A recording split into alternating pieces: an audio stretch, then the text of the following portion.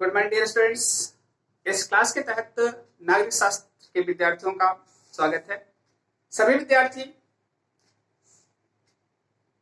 इस वीडियो के माध्यम से आप लोगों को हम लेसन 3 जो समकालीन विश्व की राजनीति है उसके बारे में चर्चा करने चल रहे हैं। क्योंकि आप लोगों को पहले भी बताए थे कि जो आपका ये पूरा बुक है वो एक चैप्टर से पूरी तरीके से क्या होती है, को रिलेट करती है, उसका संबंध है।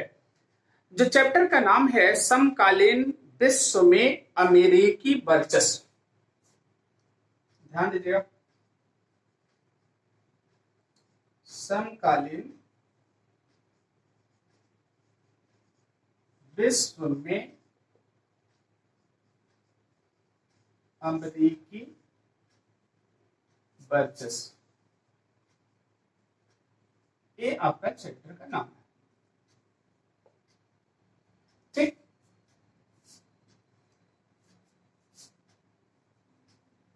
अमेरिकी वर्चस्व लिख लीजिए, अमेरिकी वर्चस्व, ये आपके चैप्टर का नाम है। कल आप लोगों को थोड़ा सा जिक्र भी किया था।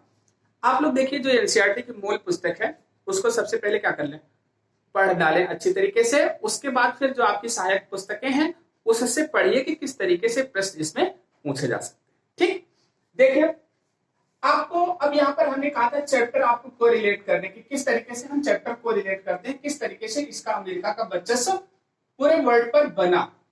ध्यान दीजिए, पहला आपको बताया गया था शीत युद्ध के दौर,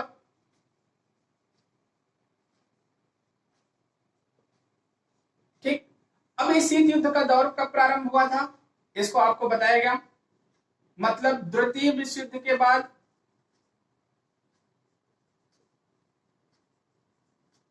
किसके बाद? द्वितीय विश्व युद्ध के बाद। एकदम सिंपल है, जब द्वितीय विश्व युद्ध के बाद विश्व में दो शक्तियां उभर करके सामने आई। एक कौन, हम कह सकते हैं अमेरिका, दूसरा हम कह सकते हैं सोवियत संघ। ठीक है, देखिए अमेरिका भी एक क्या है, यूएसए कहा जाता है ना इसे, यूनाइटेड स्टेट ऑफ अमेरिका। ये सोवियत संघ भी है, ये भी एक संघ था, ये भी एक संघ था। दोनों का प्रारूप क्या था, दोनों के प्रारूप शासन व्यवस्था में डिफरेंस था। और इसके बाद दूसरा जो चैप्टर आया हमारा, शीत युद्ध का अंत।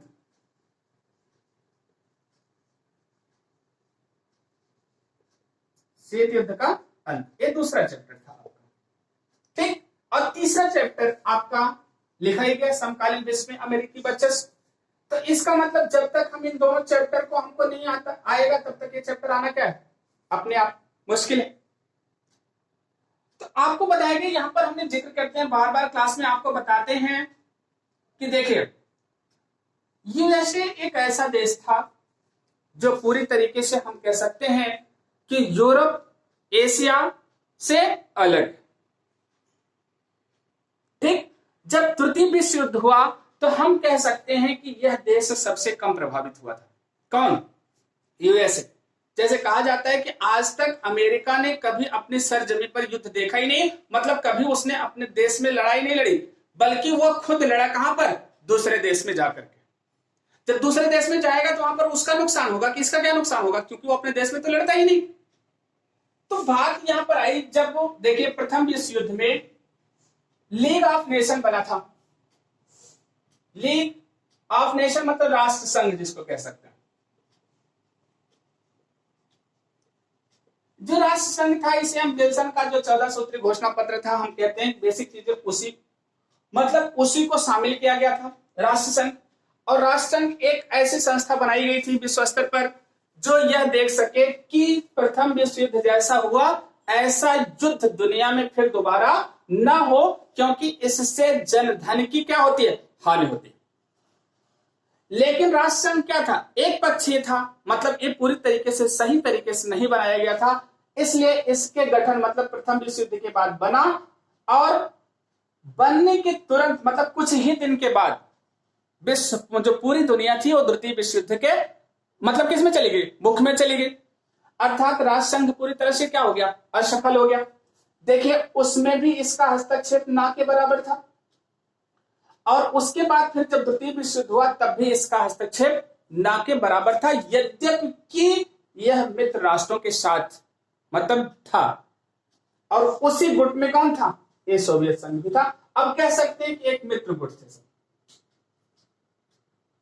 क्लियर हुआ? लेकिन अब जब द्वितीय विश्व युद्ध हुआ, ध्यान दीजिए,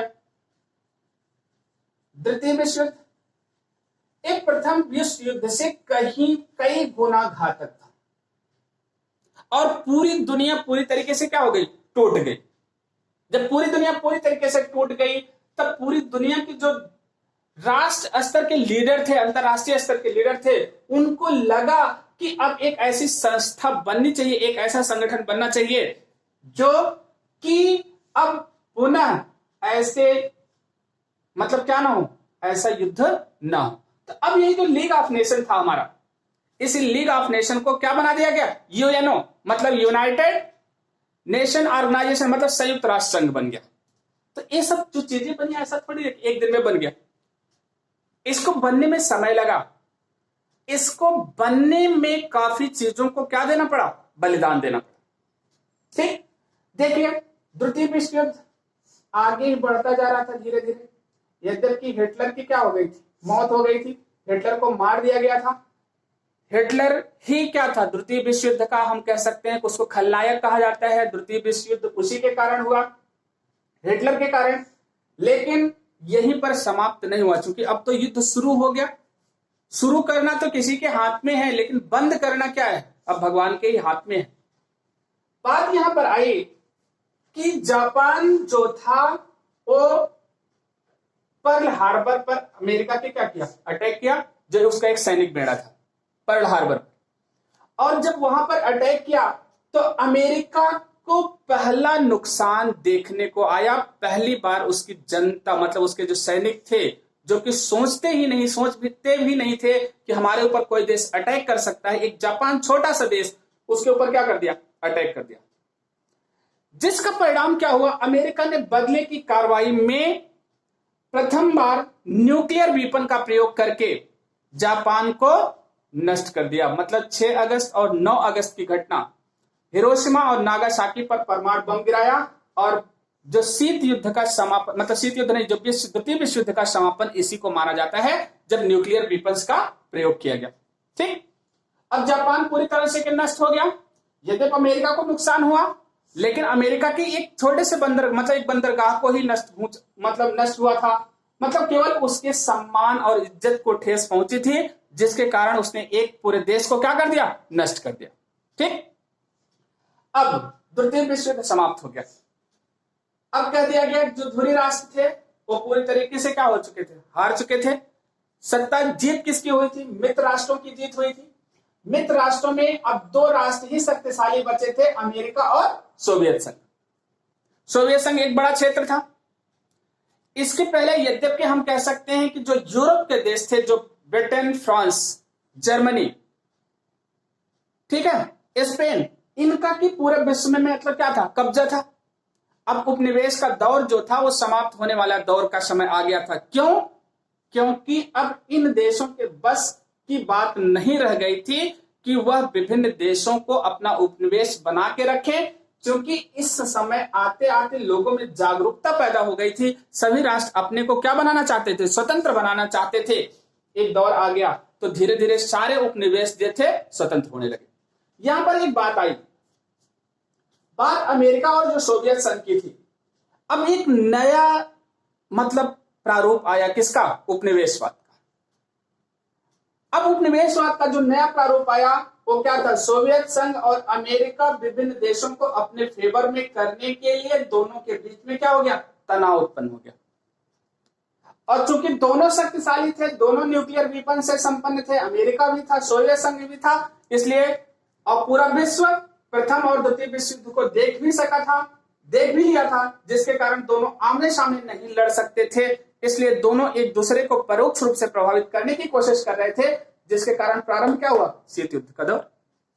ठीक, इसके विभिन्न मतलब घटनाक्रम है, जिसमें कि क्यूबा मिसाइल संकट है, मतलब ढेर सारी चीजें हैं, उसको आप लोग पढ़ेंगे अपनी किताब से। तो आपको वहां पर पढ़ा मतलब पता चला शीत युद्ध का दौर। देखिए इसके बाद क्या था, शीत युद्ध का अंत।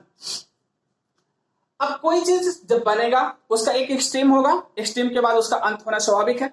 जब दो चीजें प्रत्यक्ष रूप से लड़ रही हैं तो इसका मतलब एक कमजोर होगा तभी उसका अंत होगा। सोवियत संघ, यहां साम्यवादी व्यवस्था थी, यहां की जनता ही, यहां सोवियत जो शासन व्यवस्था थी इसको एक्सेप्ट नहीं किया, और अमेरिका की जो लोकतंत्र थी, जो वहां की स्वतंत्रता थी, इसने लोगों को क्या किया, लालायित किया।